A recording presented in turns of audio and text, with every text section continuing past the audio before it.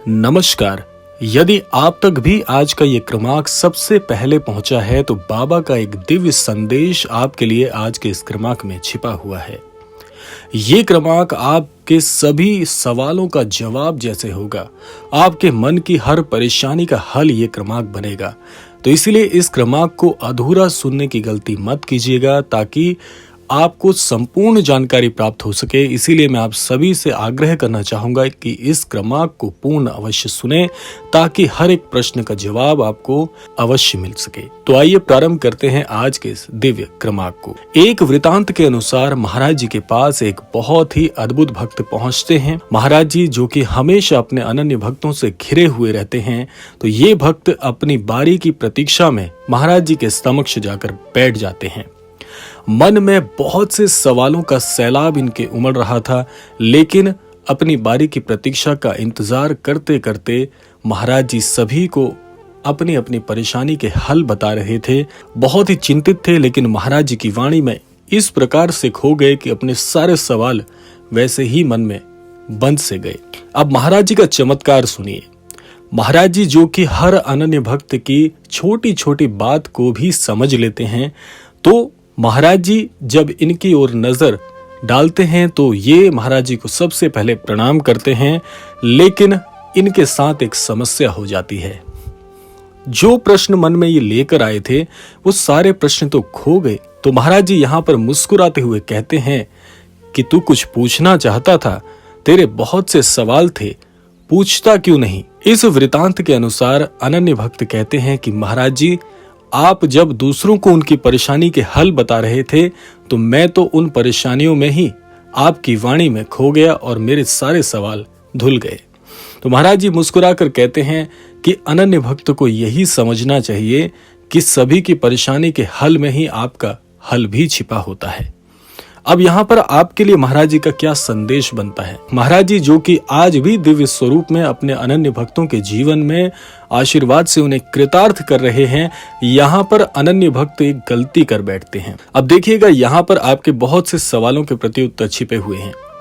अनन्य भक्त जब महाराज जी से जुड़ते हैं तो एक बात भूल जाते हैं कि मेरे साथ एक बहुत बड़ी दिव्य शक्ति जुड़ी हुई है। हम तो बहुत ही बड़भागी हैं, हम बहुत भाग्यवान हैं कि महाराज जी जैसे अनन्य गुरु का सानिध्य हम सभी को प्राप्त है। तो कोई भी परेशानी आपको कैसे डिगा सकती है, कौन सी परेशानी है जो आपको परेशान कर सकती है, ये तो अंतर मन है। ये मन बहुत ही चंचल है। ये आपको कई बार ये भूल का एहसास करा देता है कि जैसे हमसे कोई बहुत बड़ी भूल हो गई है। महाराज जी यहाँ पर एक संदेश आपको देना चाहते हैं कि जब भी आप अपने जीवन में किसी परेशानी से परेशान हो तो आपको उस परेशानी से ही कह देना चाहिए कि तू मुझे क्या डराएगी, तू मेरे गुरु को नहीं जानती कि मेरे गुरु कौन है। अपनी परेशानियों से कह दो कि मेरे महागुरु तुझसे कई गुना बड़े हैं। इसीलिए महाराज जी कहते हैं कि जब जीवन में परेशानियां आती हैं तो आप इस बात को भूल जाते हैं कि मैं भी तो तुम्हारे साथ हूं, तुम्हें ऐसे कैसे हारने दे सकता हूं। महाराज जी यही बात कहते हैं कि जब आपके हृदय में हार का सवाल जन्म ले लेता है तो उस समय मेरे दर्शन कर लीजिए। जब आप महाराज जी के दर्शन कर लेते हैं तो आपके सारे जैसे परेशानियों के हल आपको मिल जाते हैं। यही इस वृतांत में मैंने बताने का प्रयास किया है कि ये अनन्य भक्त जब महाराज जी के एक बार दर्शन कर लेते हैं तो वो सारी परेशानियों को ही भूल जाते हैं। ऐसा ही आज भी होता आया है।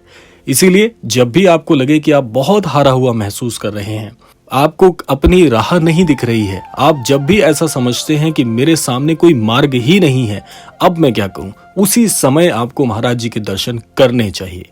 जब आप उस समय महाराज जी के दर्शन करते हैं तो आपके अंतर मन को एक संदेश प्राप्त होता है कि जिन अनन्य गुरु के सामने तू इस समय खड़ा है, यही तेरी सारी परेशानियों का हल है। एक बात मैं आपको बताना चाहूंगा कि जब आप महाराज जी के दर्शन कर लेंगे तब आप भले ही इस बात पर विश्वास नहीं कर पाए कि इस समय मेरी स्थिति तो बहुत ही अजीब है, इस समय मेरी स्थिति बहुत खराब है, इस समय कैसे मुझे इसका हल मिल सकता है, लेकिन महाराज जी के दर्शन करने के बाद आपका जो अंतर मन है, जिसे कहा जाता है कि मन में ही ईश्वर का वास होता है, वो इस बात को समझ जाएगा कि जिन अनन्य गुरु के सामने ये अनन्य भक्त इस समय खड़ा है उससे कहीं छोटी ये परेशानी है।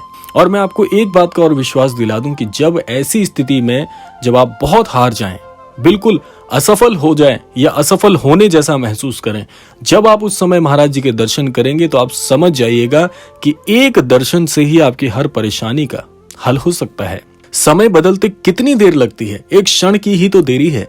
एक क्षण में ईश्वर क्या से क्या कर देते हैं। आज जो ये स्थिति है, इस स्थिति को आप स्थायी मत मानिए। ये तो क्षणभंगुर है, ये कुछ ही समय में चले जाएगी। जब आपके जीवन से अच्छा समय नहीं स्थिर हो पाया तो ये परेशानी कैसे स्थिर हो सकती है। एक बात और कहना चाहूंगा कि महाराज जी ने एक वृतांत में एक बहुत ही सुंदर वाक्य कहा है। महाराज जी ने एक अनन्य भक्त को एक सीख देते हुए कहा है कि समय हमेशा परिवर्तनशील होता है। चाहे कोई कितना ही ज्ञानी क्यों ना हो, चाहे कोई कितना ही सुखी क्यों ना हो, चाहे कोई कितना दुखी ही क्यों ना हो, परिवर्तन हर व्यक्ति के जीवन में आता है। एक सफल व्यक्ति के जीवन में भी समय रुकता नहीं है। समय तो परिवर्तनशील है, एक धारा के समान है जो कि पलटता रहता है। कभी अच्छा समय, कभी बुरा समय, फिर अच्छा समय, फिर बुरा समय। ये परिवर्तन का जो चक्र है ये चलते ही रहता है। इसीलिए समय पर किसी ने विजय प्राप्त नहीं की है, लेकिन महाराज जी कहते हैं कि यदि समय का सही प्रयोग करना आप जान जाएं, इसीलिए महाराज जी कहते हैं कि जो व्यक्ति जीवन में समय का सही प्रयोग करते हैं, ऐसे व्यक्ति कभी भी समय की घड़ी से हारते नहीं हैं। हर समय उनके समक्ष एक जैसा बना रहता है और उसके लिए एक मार्ग महाराज जी ने बताया है कि जब भी आप खाली समय में हो, जब आपको लगे कि आपके पास करने के लिए कुछ भी महत्वपूर्ण नहीं है, उस समय आप प्रभु का नाम जाप करें। ये जो नाम जाप की आपकी कुंजी है, इसे आप भरते रहें और आप देखेंगे कि ये नाम जाप की जो शक्ति है, जब विपरीत समय में आपके काम आएगी, तब आप समझेंगे कि आपने जो संचय किए हुए नाम जाप की शक्ति है वो हमेशा आपके विपरीत समय में आपकी सहायता करती है। तो ऐसे आप समय का सदुपयोग कर सकते हैं।